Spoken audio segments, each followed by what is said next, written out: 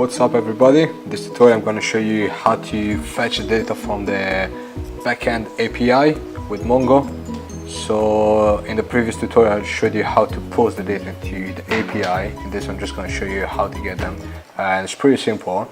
So first of all, we just need to create a new component that will be displayed in a new page of this project. So we're just going to do a new file, user.vue. Yeah, so now you want to go to your router. All you want to do is you want to copy this, comma here, paste it in, and we want to be after \users. The name will be user, same, and the name of the component will be user. We just need to import it first. So all we can do, I'm just gonna copy and paste this. So all we can do just user here, or users, whatever, and you need to grab the same name of your component. So user. That's it. So in your user, then you can, in Visual Studio Code, it's really easy to use. If you click on scaffold, it will automatically create a scaffold for you, so that you can put your template here, your script here, and everything. So I'm just going to do a div just for testing purpose. Just going to do a div class, and I'm just going to call it container, as I have bootstrap already. So yeah. So I'm just going to do a h1 just to see if it works. Yeah. So here, if I do user, users, yeah. So users is hi. Okay, cool. I want to get rid of the Vue logo, so I'm just gonna go here. Where is it? Index everything now. Where is it? Where is it? Out of Vue. Oh yeah, it's here. Just want to get rid of it. It's too annoying. So yeah, if you go back, yeah, so that's it. So we know that it works, huh? What we can do, we can create a table inside the users. So what we can do, yeah, table class, yeah, class, we can call it table. If you want to have table stripped, and I just like order. So yeah. So we want the head of the table. I should have just done it before the tutorial, so I can save some time. But yeah, yeah. So I want the T R. Yeah.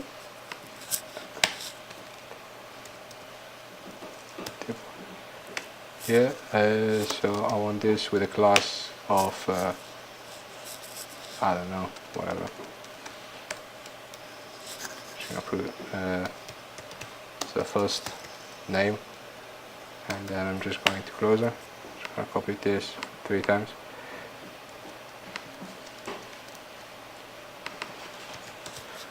First name, and then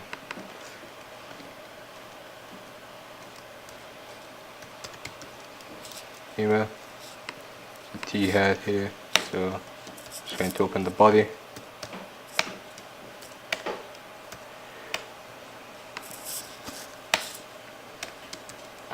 So what we want to have is, we want to have a row, yeah, inside of the row we want to have the TD, and yeah,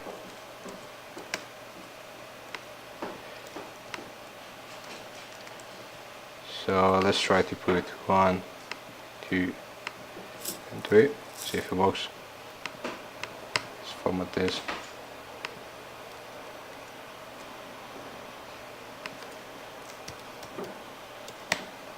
Yeah, so 1, 2, and 3. Yeah, cool. So it works. And so what we can do now, we can start to create the script that we can return the data from the backend. So to do this, oh no, shit, I don't want this to be here. Yeah, it's my bad, guys. The table, it need to be on your user. Sorry. Where is it? Yeah, just on the high here. Sorry, it's my bad. Yeah. So if you have it here, it will be the same, yeah, because we just put it in.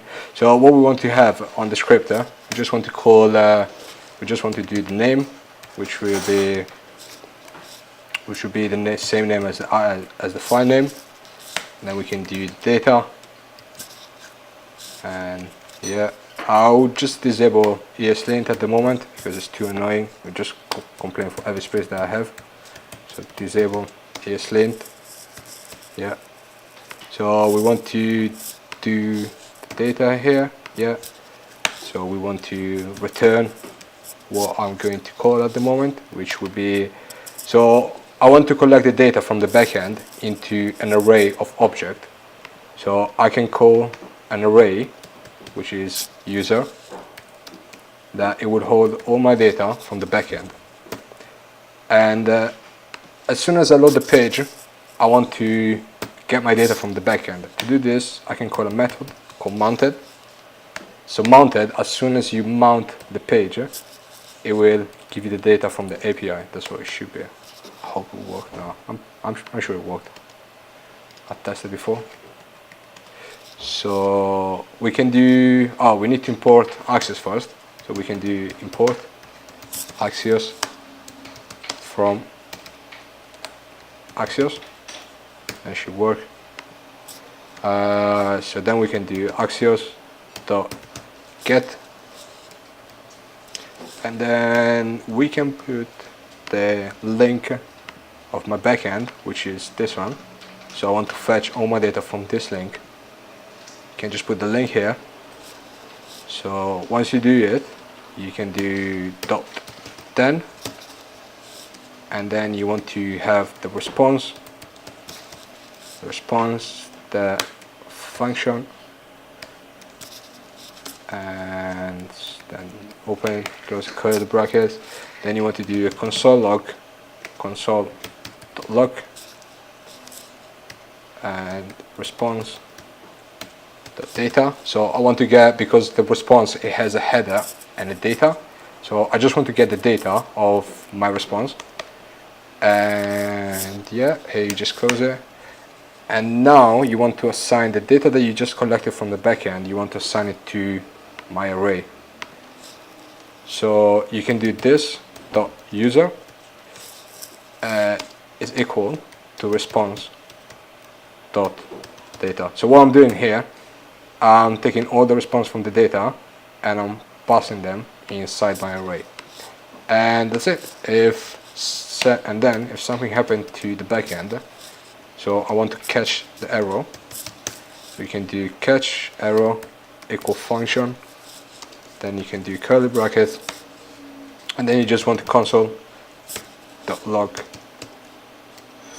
and you just do the error. We're not finished yet because somehow we need to display the data that we get from the backend. So to do this, on my table row, we need to do a for loop. So to do a for loop in Vue.js, you can do v-for, and here you can do an alias, which I will just call it user underscore alias. So for you to understand, there's an alias in user, which is my array. And then what I can do, I can call all the data sorry, inside my user array, inside the TD, the table data. So to do this, I can do user alias dot first name, and I can literally just copy and paste this, and yep, and I can do the same for the email. I'm just going to change here, so last name and email. So the alias, it will go in the for loop in the array, and when it will look for the first name, for the last name, and I'll keep doing this as a for loop. So that should work. Let's try. And yeah, okay. What's the problem? Extra semicolon. You see, ESLint is so annoying. Extra semicolon. Extra semicolon. So I want to put this lint. So ESLint will check for all your code if you have any trailing comma, if you have any trailing space, if you have anything. It's really annoying. Okay, why is it not working here? Let me check for you. So if something doesn't work, you just want to go to your developer tools, and yeah, what's happening? Cool, mounted. Okay guys, pause this video and I'll get back to you. So guys, the problem was because I had a space between the mounted and the open parentheses, so, and I had an S at the end of user, so this need to match your array, and yeah, that's how it should look like. Okay, cool. So I'm getting the data from my backend, and yeah, that's my data from my backend. And so let's try now to add some data, see if everything works. So I'm gonna do, I don't know, test one at gmail.com. Let's do here last name, so it's better understand. First name. So yeah, we have our object code, and here we can go to user. I still need to put the route linker, so for this button to automatically go to that page. So yep, so test one first name, test one last name, test one at Gmail. Yep, that works perfectly. So we want to just try another one, I don't know, test 2 L for last name, test 1 to F for first name, and then test 2 at gmail.com. And yeah, submit. Everything went through. Status 200 OK. And let's try to go to users. Boom. Test 2 F, L, and test 2 email. Some cool stuff. And then we missed a button because I want to go back automatically from this button. So let's do a class. I don't know. Let's have a, and here I just want to write add user, and yeah, I just want to close my button. Yeah. So users. So yeah, cool. Why is it not success? Success, JS. I don't know what's wrong with me. Don't know how to spell it. Cool. So we can put everything inside a div container, and yeah, route link to, and then what to do here, and just want to close it, and then I want to go to hello, and I want to do, once you submit on submit here, I want to do route link to users, and yeah, just want to finish here the route link. So yeah, cool. So we're on test 3 F, test 3 L, test 3 at gmail.com. Submit. Cool. Oh, sure. Okay. So that's straight. And yeah, everything should work. And yeah, that's it. That's how you get your stuff. Oh, it's text left. Yeah, sorry. I don't remember the CSS.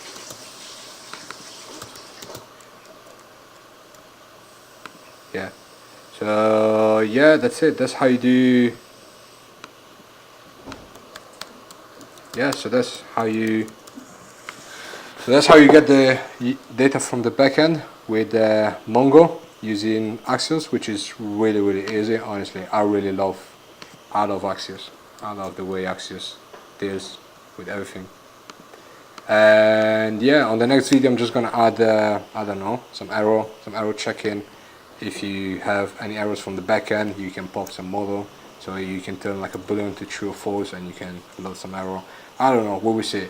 Just please comment on this video, so subscribe or like it. I don't know, guys. I really appreciate it. Thank you so much.